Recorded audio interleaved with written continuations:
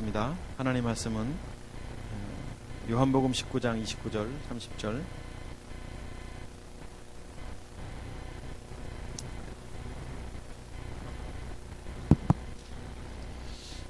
요한복음 본문을 정했네요.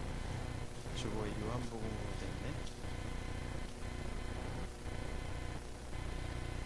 요한복음이 아닌데 잘못 기록되었네. 누가복음입니다. 누가복음 23장 누가복음 3장 23장. 주보에 미스프린트입니다. 죄송합니다. 누가복음 23장 44절 44절에서부터 46절입니다. 누가복음 23장 44절에서부터 46절까지 말씀을 한 목소리로 우리 같이 읽도록 하겠습니다. 시작. 때가 제 6시쯤 되어 해가 빛을 잃고 온 땅에 어둠이 임하여 제 9시까지 계속하며 성소의 휘장 한가운데 찢으시더라. 예수께서 큰 소리로 이르시 아버지 내 영혼을 아버지 손에 부탁하나이다 하고 이 말씀을 하신 후 숨지시니라. 아멘. 지금 우리가 계속 예수님께서 십자가상에서 말씀하신 가상칠언에 대해서 보고 있습니다. 주보에도 이 페이지에도 좀 적어놨습니다만 우리가 첫째 말씀 아버지 저희를 사하여 주옵소서, 그래서 저들의 죄를 용서해달라고 말씀하신 것이 아니라 저들 본질 자체 육체를 갖고 있는 인간의 모습을 용서해달라는 그 가상칠언의 첫 번째 말씀부터 또 두 번째, 세 번째, 그리고 지난주까지 테텔레스타이 다 이루었다. 하나님이 계획하신 섭리와 주권을 다 이루신 주님의 고백. 그리고 나서 오늘 이제 십자가상에 돌아가시기 마지막 말씀인 그 가상칠언의 일곱 번째 말씀을 우리가 오늘 이렇게 같이 합독을 했습니다. 물론 이 순서는 성경에 첫 번째, 두 번째, 세 번째 이렇게 돼 있지만 이것이 꼭 이게 첫 번째고 이게 뭐 세 번째고 이게 네 번째다라고 말할 수는 없습니다. 그냥 성경을 근거해서 신학자들이 이것은 이렇고시다라고 이제 그때 당시 상황은 잘 모르는 거죠. 그러나 기록된 성경의 그 내용을 순서적으로 이랬을 것이다라고 이제 하고 성경을 이제 우리가 보는 것입니다. 예를 들면 성경에서 첫 번째 이렇게 말씀하셨고 두 번째 이렇게 말씀하셨고 그렇다면 우리가 좀 쉬운데 그렇게 돼 있지 않습니다. 그렇지만 보편적으로 우리가 가상칠언의 순서는 오늘 우리가 지난주 오늘까지 보는 7번 보았던 그 말씀과 이제 말씀으로 보면 될 것 같습니다. 오늘 여기 지금 44절을 한번 보시면 44절에 때가 제 6시쯤 돼요. 이제 십자가상에서 예수님께서 못 박혀 돌아가시기 전에 나타난 현상이 있습니다. 어떤 현상이 있었냐면 6시쯤 되어 해가 빛을 잃고 이렇게 되어 있습니다. 여기 성경에 지금 6시라고 되어 있는 유대 시각이 6시라면 우리나라 시각은 몇 시죠? 현재 오늘날 시각으로 보면 늘 6시간을 더하라고 했습니다. 그러니까 오늘날 우리 시각으로는 12시입니다. 그 나라의 시각으로는 당시 12시간을 기준으로 했기 때문에 유대 시각이, 그러니까 정오에 지금 난 12시 정오에 해가 빛을 잃었다 이렇게 되어 있습니다. 해가 빛을 잃고 온 땅이 어둠이 임했다. 캄캄해진 겁니다. 빛을 잃고 캄캄해진 겁니다. 이때는 낮이기 때문에 달빛이 있는 상황이 아닙니다. 그러니까 굉장히 컴컴한 그 상황인 것입니다. 그리고 온 땅에 어둠이 임해서 몇 시까지냐면 9시까지입니다. 그러니까 6시를 더하면 3시, 오후 3시죠. 네. 오후 3시인 겁니다. 오후 3시. 그러니까 무려 3시간 동안 어둠이 임했고 얼마나 혼란스럽겠어요. 많은 사람들이 캄캄한 그 상황 속에서. 그리고 9시까지 이런 어둠이 있었다라고 성경은 말하고 있습니다. 그리고 이 어둠이 있은 이후에 45절을 보면 그 다음에 나타난 현상이 뭐냐면 어둠이 3시간 동안 있는 상황 속에서 45절에 보니까 성소의 휘장이 한가운데에서 찢어지고 이렇게 되어 있습니다. 찢어지더라. 어둠이 깔린 상황 속에서 당시 성소가 있었습니다. 예루살렘 성소가 있었고, 여기는 언약궤가 있었고, 여기는 지성소고, 여기 이제 성소죠. 이게 바깥 뜰이고, 제사장이 들어가서 대제사장이 여기 가서 이제 피의 제사를 드리는 구약시대 때 이 성소가 있었는데, 이 성소는 휘장으로 덮여져 있습니다. 휘장으로 가려져 있습니다. 이렇게. 여기는 아무나 들어갈 수가 없습니다. 휘장은 이렇게 생각하시면 됩니다. 이런 휘장, 큰 휘장입니다. 사이즈나 이런 것은 제가 아주 오래전에 성막 세미나를 교회에서 하면서 여러분에게 알려줬는데 아마 다 잊으셨을 거예요, 사실은. 근데 어쨌든 이 휘장이 한가운데가 찢어지더라 이렇게 있습니다. 그러니까 찢어졌다라고 말하면 그냥 뭐 옆에 이렇게 툭툭 찢어진 정도가 아닙니다. 여기 마가복음 한번 보실까요? 마가복음 15장 38절 한번 보시면 좋겠는데요. 마가복음 15장 38절에 보면 성소가 어떻게 찢어져 있는지 구체적으로 나와 있는데, 이에 성소 휘장이 위로부터 아래로 찢어져. 그러니까 성소 휘장이, 이거는 지금 위에서 본 거고, 이렇게 성소 휘장이 있다면 뭐 이렇게 있다고 한번 치십시다. 그러면 여기 이제 이 휘장이라고 치면 이 휘장이 위에서부터 아래로 찢어진 거예요. 그러니까 뭐 여기 지금 라인이 이렇게 되는 것처럼 위에서부터 아래로 쫙 찢어진 거죠. 그러니까 지금 3시간 동안의 어둠이 임했고, 그리고 나서 이제 나타난 두 번째 현상이 뭐냐면 휘장이 찢어졌다. 휘장이 찢어졌다.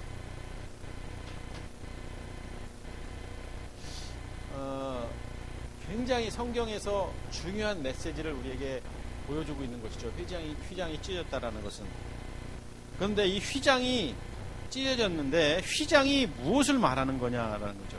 성소와 지성소에 가로막혀 있는 그 휘장은 히브리서 10장 20절을 보면, 히브리서 10장 20절을 한번 보십시다. 히브리서 10장 20절을 보면, 그 길은 우리를 위하여 휘장 가운데로 열어놓으신 새로운 살 길이요, 휘장은 곧 그의 무엇이다? 뭐죠? 육체다 이렇게 되어 있습니다. 육체다. 자, 휘장은 결국 육체다 이렇게 되어 있습니다. 휘장은, 그러니까 휘장이 찢어졌다 그러면은 육체가 찢어졌다. 근데 우리 리버스 가족들은 좀 수준이 높아서 조금 전에 휘장이 뭐죠? 그랬더니 육신, 그런 분이 있었어요. 조금 전에. 그러니까 우리가 육신이라고 말했던 것은 뭐냐면, 육체라고 지금 분명히 여기 성경 기록되어 있는데 어떤 분은 육신이라고 이렇게 말을 했습니다. 그러니까 물기가 있으면 이게 잘 안 됩니다.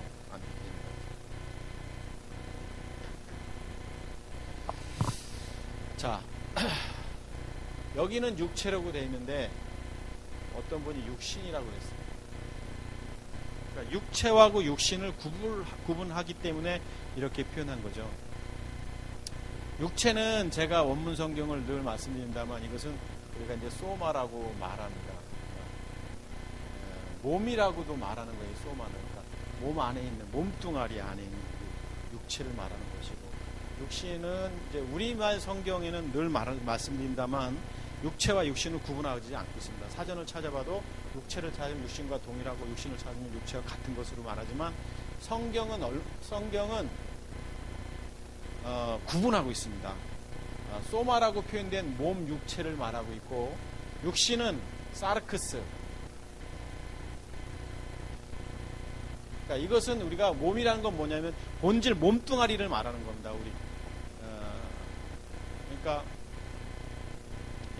이것을 조금 더 구체적으로 말씀드리면, 몸을 구성하고 있는, 그래서 몸에 대해서, 육체에 대해서도 우리 카페를 통해서 글을 썼습니다만, 결국에는 성경이 말하는 죄라고 말하고 있는 죄의 몸, 사망의 몸, 옛사람이라는 그 육체, 몸뚱아리. 그러니까 이게 육체고, 육신은 뭐냐면 이 사르크스. 그래서 이제 유다서 1장 10절에 나오는 본능을 말하는 것이죠. 이런 거. 그런데 예수님은 육체, 꼭 그의 육체다. 휘장이 찢어졌는데 휘장은 곧 육체라고 돼 있지만 성경을, 원문 성경을 보면 이렇게 쓰여져 있을까요? 이렇게 쓰여져 있을까요? 원문 성경의 육체를 소마라고 되어 있을까요? 사르크스라고 되어 있을까요? 저는 있어요. 소마로 되어 있을까요? 사르크스? 당연히 사르크스 되어 있죠. 여기 이제 사르크스로 되어 있습니다. 사르크스로 되어 있습니다. 사르크스. 그러니까 사실은 육신이라고 번역을 했으면 참 좋았을 텐데, 육체나 육신을 우리 국어 사전에서는 동일하게 사용하고 있기 때문에 그냥 육체라고 번역을 했어요. 예수님은 죄가 없으신 분입니다. 하나님의 아들이신 그분이 이 땅에 오실 때는 육신 가운데 오신 거예요. 죄 없으신 몸을 갖고 오셨는데, 그분이 이 육체를 성경에서 죄의 몸이다라고 성경에서 여러 군데서 말하고 있기 때문에 이 자체가 죄인 거예요. 자체가 죄. 그래서 죄인이 아니에요. 예수님은 죄가 없으신 분이에요. 그래서 성경이 분명히 말하고 있습니다. 육신이라, 휘장은 육신이라 이렇게 말하고 있습니다. 오늘 서울에 애들 데리고 가면서 설교 말씀 들은 것 중에 하나가 그런 말씀을 하시더라고요. 사무엘상 설교 말씀을 하시는 어떤 목사님 말씀 속에 도전이 되기도 했지만, 어떤 도전이 됐냐면 언어 표현을 참 멋있게 쓴다. 제가 잘하는 목사고 저하고 동갑내기고 유명한 목사입니다. 감리교 목사고 늘 관심이 있었고. 근데 거기서 이런 이야기를 하더라고요. 인간에는 죄라는 것과 욕망이라는 것과 이런 일들이 있다는 거예요. 그래서 이런 것들이 모여지기 시작하면 하나의 늪을 형성한다고 합니다. 죄, 욕망, 사리사욕, 욕심, 정욕, 이런 것들이 모여지기 시작하면 이것이 하나의 늪이 된다는 거예요. 그래서 이 늪에서 헤어난다라는 것이 굉장히 어렵다라는 표현을 썼어요. 이제 간단하게 말씀드린 겁니다. 그래서 인간이 이런 죄나 욕망, 이런 것이 모여지기 시작하면은 빠져들게 돼 있는데, 이 빠져들면 여기서부터 헤어나오기 힘들기 때문에 이것을 빠지지 않도록 우리는 죄 짓지 말아야 되고 욕망 가운데 살지 말아야 된다라는 그런 설교 내용이었었습니다.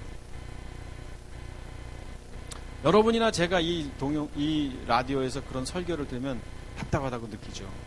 왜냐하면 인간 본질 자체가 죄인인 거예요. 인간은 스스로 죄 가운데 태어난 존재이기 때문에 빠지고 안 빠지고 자시고할 게 없는 거예요. 이미 내 상태가 죄 가운데 태어난 존재이기 때문에 내가 행하는 행동 자체가 다 죄인 거예요. 아무리 착하게 살아도 본질이 악한 사람이기 때문에 선이라고 말하지 않는 것입니다. 그래서 성경에는 선한 분은 하나님밖에 없다라고 말씀하고 있는 것이 뭐냐면 본질이 악한 존재이기 때문에 그런 거예요. 여러분과 제가 이 중에서 누가 제일 착하냐? 아무도 없네, 착한 사람. 우리가 평가해보 누가 착해요? 전원일산이 안 착해요, 저 사람이요. 황장로님 선하시잖아요, 그렇죠? 안 그래요. 저는요. 아니에요. 착해 보이는 것 뿐이에요. 본질은 도찐 개찐이에요. 다 그놈이고 그 사람이고. 그러니까 인간은 착하고 악하고가 이렇게 척도가 없는 겁니다. 왜? 어느 상황 속에서 본질이 드러나면 그 착한 사람이 정말 사악한 사람의 모습이 드러나는 거예요. 왜? 인간이 타락한 이후에 몸이라는 것을 소유하기 때문에 그런 거예요. 죄의 몸, 사망의 몸, 옛사람, 그것을 뭐라고 표현하냐면 육체라고 표현하고 있고 이것을 소마라고 말하고 있는 거예요. 그러니까 죄된 인간 자체가 착한 사람은 없는 겁니다. 그러니까 우리가 이 죄를 죄의 문제가 해결되고 내 안에, 이 안에 본질이신 그리스도께서, 영이신 주님이 내 안에 주님을 모시지 않는 사람들은 다 악한 존재인 거예요. 그래서 오히려 교회 다니는 사람이 절에 다니는 사람보다 더 악한 거, 그건 뭐냐면 그 사람이나 똑같은 거예요. 그리스도를 만났냐 못 만나냐는 거죠. 교회 다니면서 그리스도를 못 만났기 때문에 그렇게 사는 거고, 교회 다니면서 믿음의 행위가 없기 때문에, 육체를 못 박는 믿음의 행위가 없기 때문에 세상 사람들이나 나쁜 짓을 하는 사람이나 악한 짓을 하는 사람이나 똑같은 모습 속에 살아가고 있는 것이죠. 그러니까 선한 것은 없습니다. 선 자체가 하나님 외에는 선하다라고 말하고 있지 않기 때문에 그런 것이죠. 자, 오늘 휘장이 찢어졌다. 다시 본문으로 돌아가 보면 히브리서 보면 조금 전에 다시 한번 본문을 보시죠. 자, 히브리서 10장에서 찢어졌다. 휘장이 찢어졌다라고 말하고 있습니다. 그럼 결국에는 예수님이다. 휘장은 휘장은 예수님을 말하는 겁니다. 예수님이 십자가에 못 박혀 돌아가실 때 휘장이 찢어졌다. 예수님의 육신이 찢어진 거예요. 예수님의 육신이 찢어졌다. 결국은 이것은 무엇을 말하는 거냐? 예수님의 육신이 찢어졌다는 것은 예수님의 죽으심을 말하는 거죠. 십자가의 죽으심을 말하는 거예요. 그러니까 십자가 상에서 돌아가시기 전에 이 성소, 구약시대 때의 성소와 지성소를 구분하고 있었던, 하나님 앞에 가려면 반드시 거쳐가야 할 그 휘장이 있는데 그 휘장이 찢어졌다. 결국 이제 그 예수님이 이 휘장이었고 이것이 찢어졌다.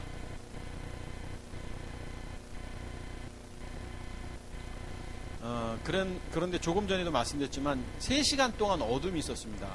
어둠이 있었고 휘장이 찢어졌다. 예수님의 죽으심은 이 어둠의 문제를 해결해 주시는 거예요. 사실.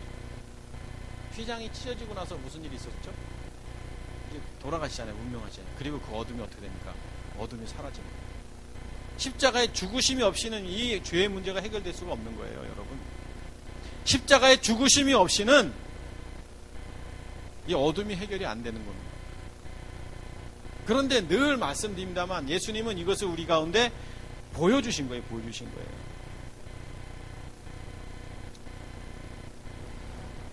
그리고 나서 이제 당신이 십자가에 죽으시고 휘장이 찢어지고 나서 오늘 여기 성경 마지막 이제 가상칠언의 마지막 말씀이 46절이죠.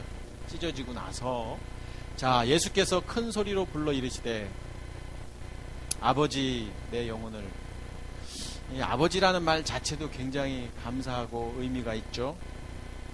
누가 누구한테 아버지라고 부를 수 있겠어요? 아들만이 아버지라고 부를 수 있는 거예요. 아들은 아들이 아닌 사람이 아버지라고 할 수 없습니다. 지나가는 어떤 꼬마가 저한테 아빠라고 한다고 생각해 보십시오. 그럼 내가 얘 누구지? 뭐 저희 아내가 옆에 있었으면 깜짝 놀라겠죠. 숨겨놓은 아들이 또 태어나는 거 아닌가? 뭐 별 또는 아니죠. 미안합니다. 뭐 별 오해를 생각할 수 있잖아요. 그런데 우리도 마찬가지예요. 감히 하나님을 아버지라고 부를 수 있다? 요즘에 제가 그 기도에 대한 생각을 좀 많이 합니다. 기도. 왜냐하면 기도를 하니까 뭐 목사님 모임 가면 기도하고 밥 먹을 때 기도하고 기도 좀 안 했으면 좋겠는데 뭐 기도. 그래서 이렇게 목사님들하고 같이 가면 빨리 먼저 기도합니다. 뭐 꼭 하면 뭐 오늘은 뭐 연목사 기도하고 뭐 김목사 기도하고 막 그러니까 밥 먹을 때 뭘 기도를 해요? 하나님께 감사하고 먹는 것이. 기도 안 하는 목사인 것처럼 표시되는지 모르겠지만 기도는 호흡입니다. 호흡. 숨 쉬는 거예요. 숨 쉬는 걸 나 지금부터 숨 쉰다 하고 숨 쉬는 사람이 어디 있어요? 기도는 늘 삶에서 하는 거예요. 결국 기도는 뭐냐면 관계인 거예요. 관계라는 것은 뭐냐면 하나님과 영적인 끊임이 끊어져서는 안 되는 거예요. 그리고 기도라는 것은. 그러니까 늘 우리가 죽었고 우리 안에 그리스도가 있는 사람들이라면 하나님과 관계가 끊어졌다. 그건 이상한 거예요. 사실은. 그러니까 우리의 가치관이나 우리의 사고가 하나님과 연결된 상태 속에서 그분의 모습 속에 살아가는 거예요. 오늘은 우리 아이들이 목사님 예배 다 끝나고 나서 질문을 했어요. 질문. 목사님 귀신이 보여요? 이 질문부터 시작을 했어요. 그래서 귀신에 대한 이야기를 하면서 결국에는 귀신이 뭐고 뭐 이런 얘기를 쭉 하다가 아이들 속에 이런 이야기를 합니다. 애들은 알아요. 이제 머리로. 뭐냐면 내가 십자가에 못 박혀 죽는다는 게 뭔지를 알아요. 근데 기도를 해도 아이들은 이걸 기도하거든요. 우리 유숙희 아님도 아까 기도 들었잖아. 아이들이 내 육체를 내 생각 가치관을 십자가에 못 박고 이렇게 기도해요. 우리 아이들이. 그때 마침 유숙희 아님가 마침 들었어요. 그랬는데 결국 귀신 얘기하다가 뭐냐면 육체를 못 박는다라는 것이 어려운 거예요. 아이들한테는. 내 생각과 가치관을 못 박는 자체가. 그거에 대한 질문을 한 거예요. 아이들이. 수준이 높아요. 수준이. 저기서 지금 놀고 있지만. 그래서 이제 그러면서 이제 기도에 대한 이야기도 이렇게 잠깐 했는데 자, 기도. 이것은 관계다, 호흡이다. 그러니까 아버지한테 기도를 한다? 이건 뭐냐면 아버지와 관계가 돼 있지 않은 사람은 하나님이 기도 안 듣습니다. 관계가 없는 사람의 기도를 들을 필요가 없는 거예요. 그러니까 제일 중요한 건 뭐냐면 관계가 형성이 되는 거예요. 예를 들어서 제가 장로님한테 잠깐 차 좀 빌리고 싶습니다. 급하게. 장로님 좀 짐 좀 옮겨야 되는데 장로님 수고 좀 해주실 수 있겠습니까? 근데 전혀 관계가 없는 사람이라면 그 얘기를 하면 안 되죠. 근데 관계가 있어요. 그러면 장로님이 시간도 뺄 것이고 알겠습니다 하고 할 거잖아요. 그러니까 관계. 우리가 아버지, 여기서 예수님이 단어 한마디지만 아무나 아버지라 부르는 게 아니에요. 관계가 형성되지 않은 사람이 감히 어떻게 하나님을 아버지라 부를 수 있겠어요. 자, 다시 본론으로 들어갑니다. 좀 곁길로 간 얘기지만. 자, 예수님께서 이제 아버지 그러시면서 마지막 7번째 말씀을 하셨는데 그 말씀이 뭐냐면 내 영혼을 아버지 손에 부탁하나이다. 이렇게 마지막 말씀하셨어요. 예수님이 이 땅에 이 지구상에 계시면서 돌아가시기 전에 마지막으로 하신 말씀, 처음으로 하신 말씀이 뭐였죠? 처음으로 한 말씀. 예수님이 이 땅에 오셔서 처음으로 하신 말씀. 회개하라. 그것은 사역의 시작점이고 처음 하신 말씀은 뭐 말씀일지 모르겠지만 응애였을 거예요. 태어날 때 응애. 그렇죠? 어린 아이가 이 땅에 말 구육관에서 예수님이 점잖게 오신 분이라고 전 생각지 않습니다. 육신의 몸을 입고 오셨고 인간의 몸을 입고 오셨기 때문에 응애하고 첫 말이 뭐 말씀이라고 좀 표현해서 그렇지만 우르르부터 응애라고 이렇게 하셨고 마지막 이제 돌아가실 때 이 십자가상에서 7가지 유언의 말씀 중에 마지막 말씀이 내 영혼은 아버지 손에 부탁한다 였습니다.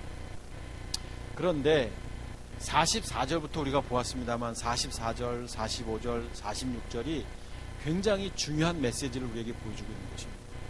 내 영혼을 부탁하기 전에 나타난 현상은 도대체 무엇을 말하고 있는지도 알아야 되는 것이고요.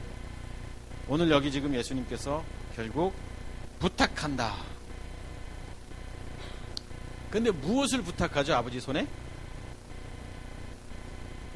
영혼을 부탁한다. 이렇게 되어 있습니다. 영혼. 내 아버지 손에 내 영혼을 부탁한다.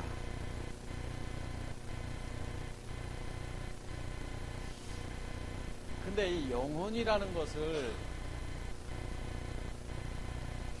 내 혼을 부탁한다. 내 영을 부탁한다. 내 영혼을 부탁한다. 뭐 이렇게 얼마든지 있을 수가 있습니다. 왜냐하면 성경에서 다 나눠 쓰고 있기 때문에. 그런데 예수님은 지금 십자가상에서 이제 내 영혼을 부탁한다라고 말씀하셨어요. 그러면 우리가 이 혼, 영혼 이것을 반드시 구분해야 됩니다. 인간은 영혼을 부탁할 수 있는 존재가 아닌 거예요, 사실은. 왜냐하면 자, 인간이 태어날 때 육신의 몸을 입고 이 땅에 태어나잖아요. 인간이 흙으로 지음받잖아요. 창세기 말씀을 보면 우리가 잘 아는 말씀이지만 다시 한번 봅니다. 뭐 연목사 설교가 맨날 똑같은 설교니까 인간이 하나님이 최초로 인간을 만드실 때 이 인간의 재료가 뭐였냐면 흙이었습니다.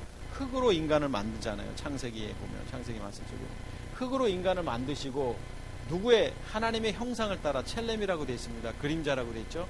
그래서 그 그림자 하나님의 형상을 따라 인간을 만드셨는데 이 만든 인간의 그 코에다가 무엇을 불어넣죠?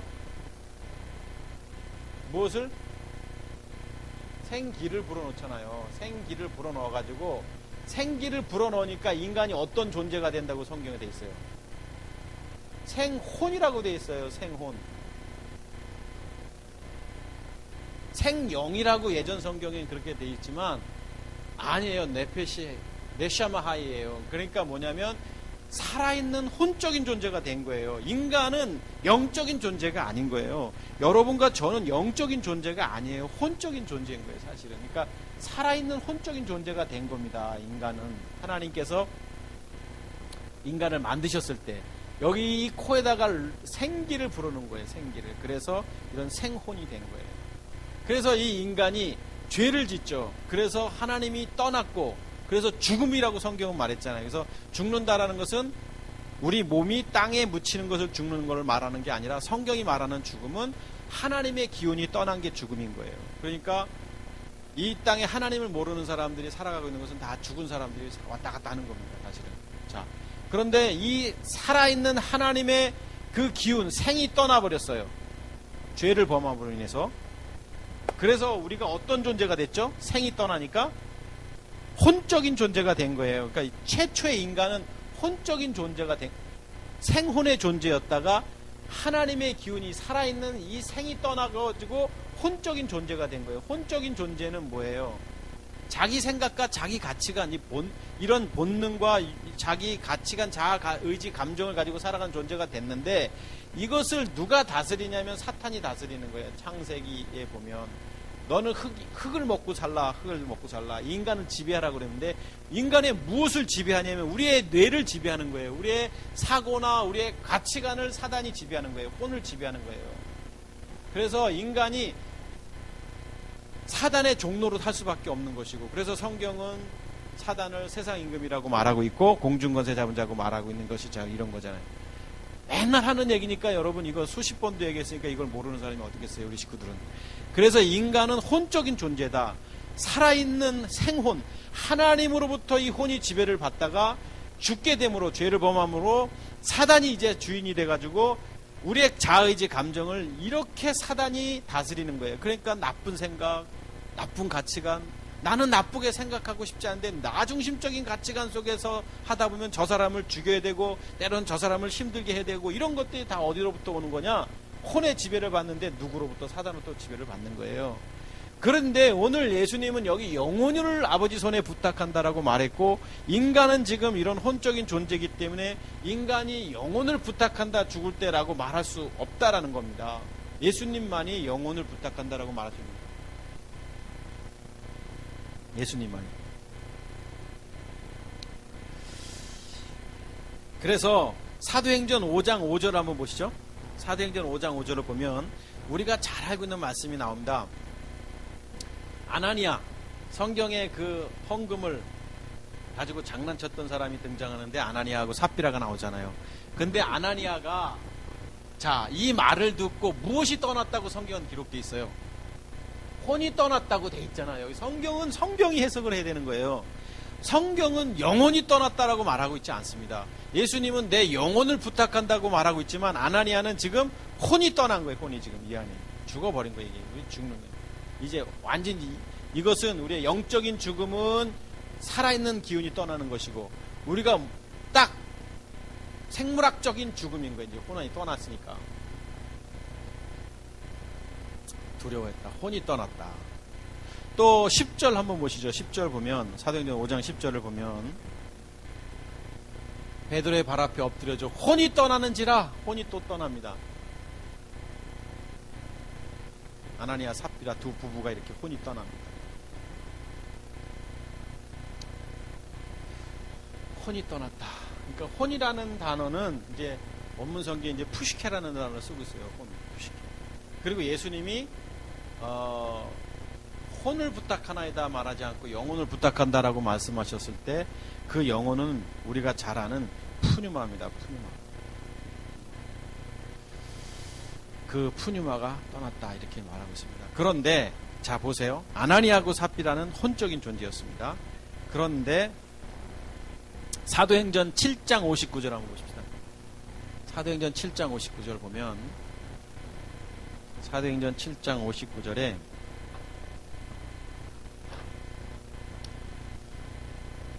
그들이 돌로 스데반을 치니 스데반이 부르짖어 이르되 주 예수여 내 무엇을 받으시옵소서, 이렇게 되어 있습니다. 영혼이라고 되어 있잖아요. 굉장히 의미가 있죠. 여기는 원문 성경에 뭐라고 되어 있을까요?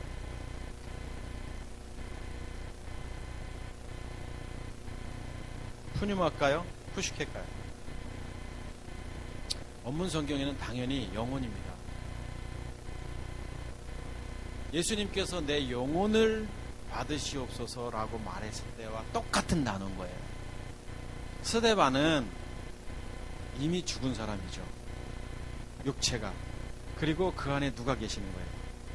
생명 대신 주님이 계시는 존재인 거예요. 그리스도가 계시는 존재인 거예요. 그러니까 스데반이 죽을 때는 혼이 떠나는 게 아니에요. 영혼을 받으시옵소서. 예수님처럼 이렇게 기도하잖아요. 그렇죠? 얼마나 멋있는 집사님이에요, 이분. 주 예수여, 주가 되신 예수님, 영혼을 받으시옵소서. 그러니까 인간의 본질 자체를 우리가 이해하지 못하면 믿음이 뭐고 신앙이 뭐고 구원이 뭐고 예수가 누구고 그리스도가 누구지 잘 모르는 거예요. 성경이 하나하나 이렇게 구분짓고 있잖아요. 지금 오늘 여기 스데반도 아나니와 삽비라는 분명히 혼이 떠났다고 말하고 있지만 이분은 이미 오래전에 주님을 만나기 전에 죽음을 경험했고 그 안에 그리스도가 들어왔고 이제는 영혼의 사람이 된 거죠. 혼적인 사람이 아니라 영적인 사람이 된 거죠. 하나님의 자녀의 모습이 되니까 죽기 전에 내 영혼을 주님 앞에 부탁합니다라고 기도할 수 있었던 거예요. 우리도 마찬가지입니다. 우리가 언젠가는 이 세상을 다 이제 마무리해야 할 시점이 올 겁니다. 그때 스데반가처럼 감히 예수님처럼이라고 말은 못하겠고 스데반처럼 우리의 영혼을 주님께 부탁할 수 있기를 주의 이름으로 축복합니다. 그때 가서 혼이나 부탁하고 있지 마세요. 그때 가서 하나님도 알지 못하고 겉으로는 신앙인인 것 같아도 내 내면 속에 그리스도가 없는 율법적인 신앙인의 모습으로 살지 말라는 겁니다. 진짜 그리스도인답게 생명 대신 주님을 내 안에 모시고 사는 그런 사람이 돼야 되지 않겠어요? 우리가 예수 그리스도 없이 살던 혼적인 존재가 예수 그리스도를 만나니 어떻게 됐습니까? 이제 영적인 존재가 된 거예요. 그래서 영혼을 받으시옵소서 이렇게 기도하고 있습니다. 성경은 여러 곳에서 이런 영적인 존재에 대해서 말하고 있습니다. 그러니까 우리는 혼적인 존재냐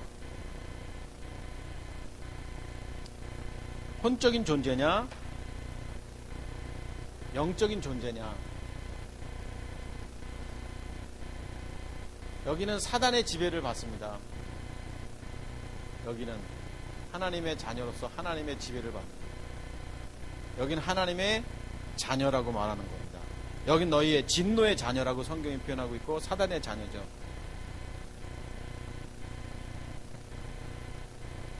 여기는 죽으면 혼이 떠나는 거예요. 여기는 죽으면 영혼이 떠나는 거죠. 영혼이 떠나는 거죠. 갈라디아서 4장 6절 한번 보십시다. 갈라디아서 4장 6절을 보면 성경에 이렇게 표현하고 있습니다. 너희가 아들임으로 이렇게 되는데 하나님이 그 아들의 영을 우리 마음 가운데 보내사. 자, 여기 아들의 영이 누구죠?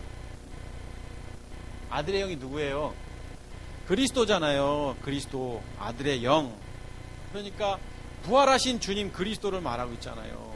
예수님이 아니잖아요. 여기서 아들의 영은. 예수님은 로마서 표현대로 육신으로 이 땅에 오셨다고 되어 있어요. 다윗의 혈통으로 오신 그분.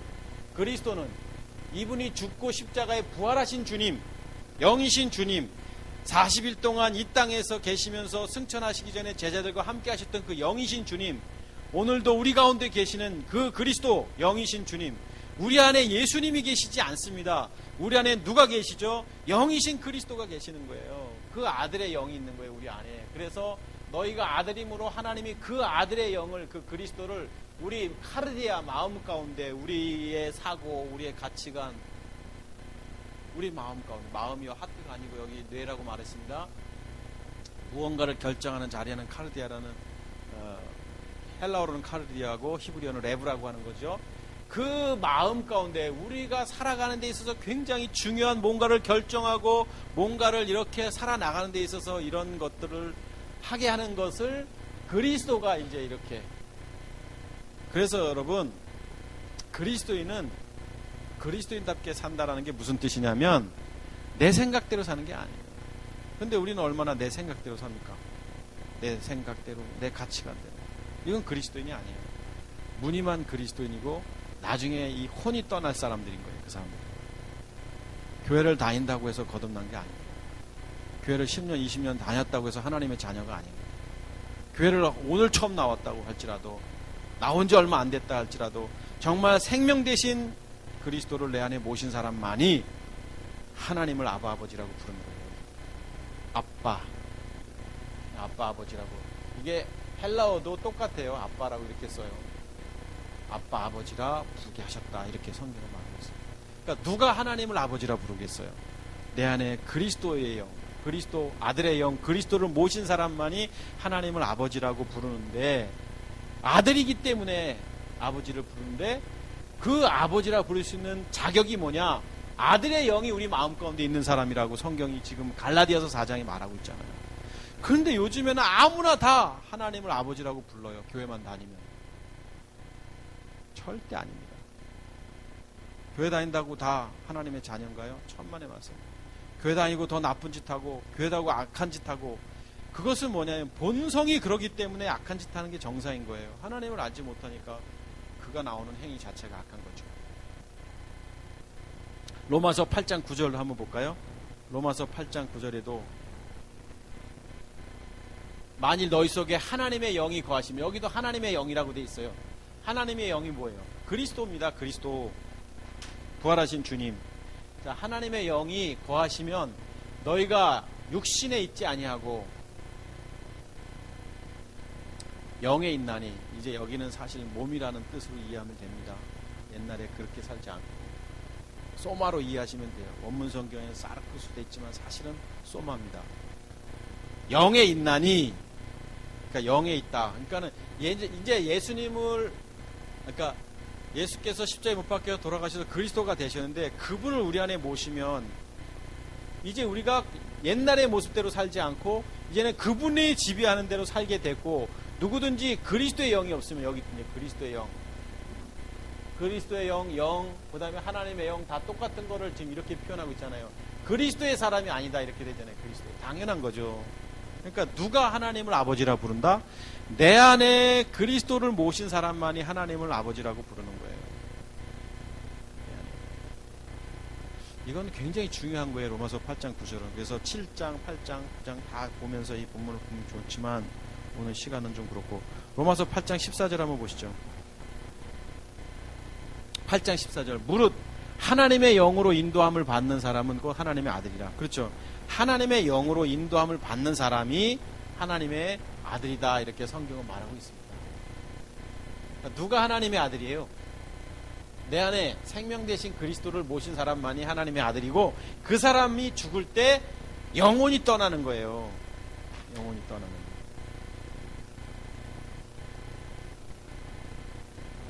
영혼이 떠나는 거예요. 그래서 하나님의 영, 오늘 여기 봤던 아들의 영, 그리스도의 영, 그리스도를 모신 사람을 누구라고 표현한다? 하나님의 자녀라고 표현하고 있는 거예요. 하나님의 자녀. 아들이라고 표현하고 있는 거죠. 그러면 하나님의 영, 그리스도를 내 안에 모시고 있지 않은 사람들은 하나님의 자녀라고 표현하지 아니하고 짐승의 씨, 이성 없는 짐승 뭐 이런 표현을 쓰고 있습니다. 구약성경 예레미야서 31장 27절 28절 한번 보시죠. 예레미야서 31장 27절 28절을 보면 성경에 이런 말씀이 있습니다. 여호와의 말씀이니라 보라, 내가 사람의 씨와, 여기 사람의 씨, 짐승의 씨를 받아서 씨를 이스라엘 집과 유다 집에 뿌릴 날이 이르리라. 이렇게 되어 있습니다. 28절 한번 더 보실까요? 깨어서 그들을 뿌리를 뽑으며 무너뜨리며 전복하며 멸망시키며 괴롭게 하던 것 같이 내가 깨어서 그들을 세우며 심으리라. 여호와의 말씀이라. 이렇게 되어 있습니다. 그러니까 좀 다시 27절로 돌아가 보면 사람의 씨, 짐승의 씨라고 표현되어 있습니다. 사람의 씨, 짐승의 씨. 그러니까 내 안에 주님이 없는 사람들은 사람의 씨, 짐승의 씨, 그리고 짐승인 거예요. 짐승이요. 여러분 죄송합니다. 우리가 이렇게 눈에 보이는 뭐 사자, 호랑이, 강아지, 뭐 토끼, 다 이 짐승들이 죽으면 그냥 아무것도 아닌 거예요. 하나님 없는 사람이 죽으면 아무것도 아닌 거예요. 똑같은 거예요. 죄송합니다만 개죽음과 똑같은 겁니다. 그런데 하나님을 모신 사람, 그리스도를 모신 사람, 생명 되신 주님을 우리 안에 모신 사람의 죽음은 그렇지 않아요. 아버지께로 가는 거예요. 아버지께로.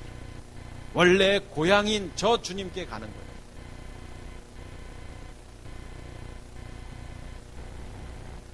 사람들이 근데 이것을 모르는 것 같아요. 베드로후서 2장 12절 한번 더 보십시다. 베드로후서 2장 12절 보면, 베드로후서 2장 12절 말씀 보면, 그러나 이 사람들은 본래 잡혀 죽기 전에 난 이성 없는 짐승 같아서, 그러니까 그리스도를 모시지 않은 사람들은 다 이성 없는 짐승이에요. 짐승. 알지 못하는 것을 비방하고 멸망을 당하며 뭐 이렇게. 그러니까 이 세상은 짐승들이 있고, 짐승 같은 사람들이 있고, 하나님의 자녀들이 있는 거예요. 여기는 사단을 아버지라고 부르고, 여기는 하나님을 아버지라고 부르고, 짐승은 뭐 짐승이고, 근데 여기는 동격인 거예요. 이성 없는 짐승 같아서. 다 여기는 어떻게 해요? 마지막 때. 그러니까 우리가 참 얼마나 내 안에 생명 되신 주님을 모시느냐, 그렇지 않느냐, 이 얼마나 중요한 문제입니다. 시편 49편 20절에 한 절만 더 보십시다. 시편 49편 20절에도 보면 성경이 또 이렇게 표현하고 있어요. 존귀하나 깨닫지 못하는 사람은 멸망하는 무엇과 같도다? 짐승과 같도다. 깨닫지 못하는 사람, 짐승 같다. 이 짐승. 여러분, 인생 별거 없습니다. 살 날 얼마 안 남았습니다. 요즘은 오래 사는 시대지만 좀 더 살겠지만, 그래, 많이 살면 90을 산다고 해보십시다. 심지어 100세를 산다고 하십시다. 짐승처럼 100세 살지 마시고 하나님의 자녀로 인생을 마무리하기를 주 이름으로 축복합니다. 이 세상은 다 짐승과 같아요. 짐승. 그래서 자기중심적인 가치관 속에 살다 보니까 서로를 죽이고, 저 사람을 신뢰하지 못하고 저 사람을 무너뜨리려고 하고,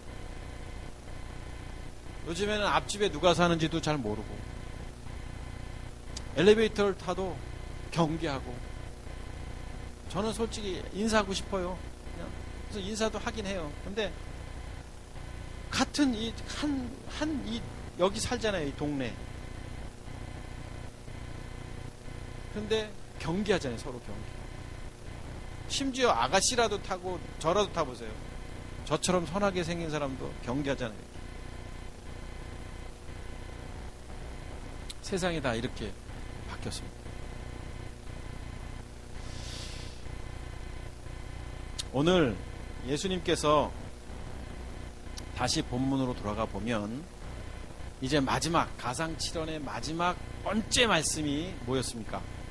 이제 내 영혼을 아버지 손에 부탁합니다 라고 말씀을 했습니다. 그러니까 영혼을 아버지 손에 부탁한다라는 의미는 이제 혼적인 존재가 아니라 영적인 존재, 스데반과 아나니아, 삽비라, 그 다음에 짐승들을 쭉 봤습니다. 그래서 이제 아실 거예요. 그래서 자, 예수님께서 이것을 보여주신 거예요. 지금 마지막까지. 예수님은 이 땅에 왜 오셨냐면 우리에게 보여주시기 위해서 오신 거예요. 예수님이 십자가에 못 박혀 돌아가시기 위해 오신 게 맞지만, 예수님은 우리에게 알지 못하기 때문에, 사람은 보여주지 않으면 모르기 때문에 보여주시기 위해서 오신 거예요. 보여주시기 위해서. 이분의 죽으심을 통해서 무엇을 보여주셨나요? 마지막 사건? 어둠이 임했고. 어둠이 임했고.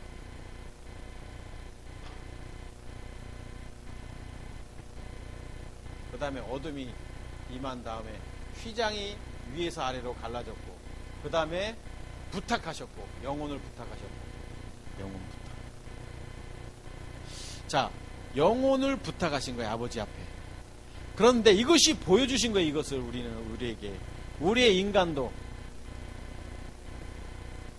자, 이게 예수님이고, 예수님이 이렇게 하셨으면 우리 죄 가운데 있던 우리가 이제 휘장이 찢어져야 돼요. 휘장이, 죄가, 이게 육체를 십자가에 못 박는 믿음의 행위가 있어야 되는 거예요.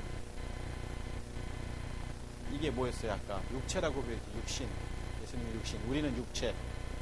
이것을 못 박으셨잖아요. 십자가 죽으심을 상징하는 거라고 말했잖아요. 결국 우리도 이 휘장이 찢어야 돼요. 이게 육체가, 우리의 육체가 어디서? 십자가상에서. 그래야지만 우리가 하나님 앞에 갈 수 있는 영혼의 존재, 영적인 존재가 되는 거예요. 하나님께 의 영혼을 부탁합니다 할 수 있는 신분이 바뀌는 거예요, 여러분. 이것을 보여주고 있는 거예요. 마지막까지 예수님께서는 가상칠언의 7번째 말씀, 내 영혼을 부탁합니다 라고 하기 전에. 그런데 오늘날 우리는 어떻게 해요? 많은 교회가, 우리 교회도 예전에 그랬지만 하나님을 알지 못했던 사람들에게 어느 날 예수님이 우리 죄를 위해서 십자가에 못 박혀 돌아가셨으니까 예수님을 믿으면 천국 간다고 이렇게 가르쳐 왔습니다. 지금까지 우리 교회가 그렇게 가르쳤어요. 다른 교회 얘기하지 말고. 근데 그게 아니잖아요. 그냥 그렇게 머리로 믿으면 그게 믿음인가요? 그게 신앙인가요? 아니죠. 다 그거는 사단이 장난친 거죠. 진짜 신앙과 믿음은 우리의 이 휘장이 찢어진 것처럼 우리의 육체가 십자가의 죽음을 경험하지 아니하면 하나님을 감히 아버지라 부를 수가 없는 겁니다. 영혼을 부탁할 수가 없는 거예요. 혼적인 존재이기 때문에. 그래서 우리는 육체를 십자가에 못 박는 믿음의 행위가 반드시 필요한 겁니다. 내 생각과 가치관, 자아와 내가 살아왔던 경험, 이 모든 것들이 다 아무것도 아닌 것이 돼야 되는 거예요.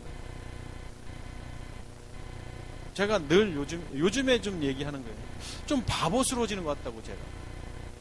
그게 정상인 것 같아요. 옛날 빠릇빠릇했던 거예요.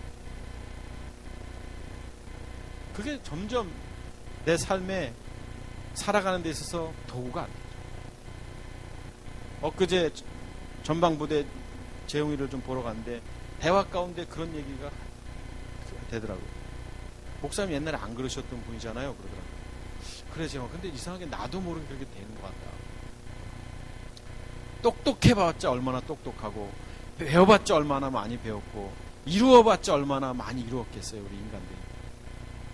그런데 그런 경험과 지금까지 살아왔던 가치관 이런 것들이 삶의 터전이 된다면 그거 아니잖아요. 그런 사람이 교회를 다닌다고 어디 가겠어요? 본질적인 문제가 해결이 안 되는데. 예수님께서 오늘 가상칠언 마지막 십자가상에서 영혼을 부탁한다라는 의미는 굉장히 중요한 겁니다. 사랑하는 리버스 가족 여러분, 우리가 우리의 육체를 십자가에 못 박지 않으면 안 됩니다. 정말 하나님의 자녀고 하나님을 아버지라고 부를 수 있는 사람은 죽어야 되는 거예요. 십자가에서. 죽지 않고는 안 됩니다. 교회 다니는 사람 많잖아요. 얼마나 많아요. 좋은 교회도 많습니다. 진짜 우리는 복음을 전해야 돼요. 예수가 그리스도라고. 그분이 십자가의 죽음을 통해서 영이신 그리스도로 부활하셨다고. 너도 이렇게 자기 십자가를 져라고 예수님이 말씀하신 것처럼 우리도 전해야 되지 않겠어요? 2015년도에. 나 살기도 바쁘니까 남 지옥을 가든 말든 뭐 그러면 어쩔 수 없고.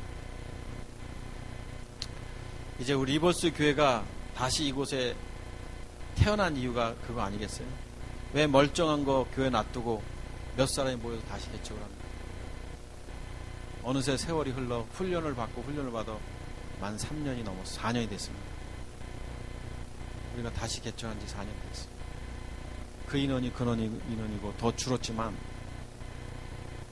그러나 하나님께서 이유가 있어서 우리를 다시 교회를 세우셨다면 세상적인 목적 때문에 존재하는 교회가 아니라 정말 영혼을 구원하고 이 땅에 하나님을 알지 못하는 사람에게 참 생명 되신 주님을 증거하기 위해서 우리가 존재하는 게 아니겠습니까?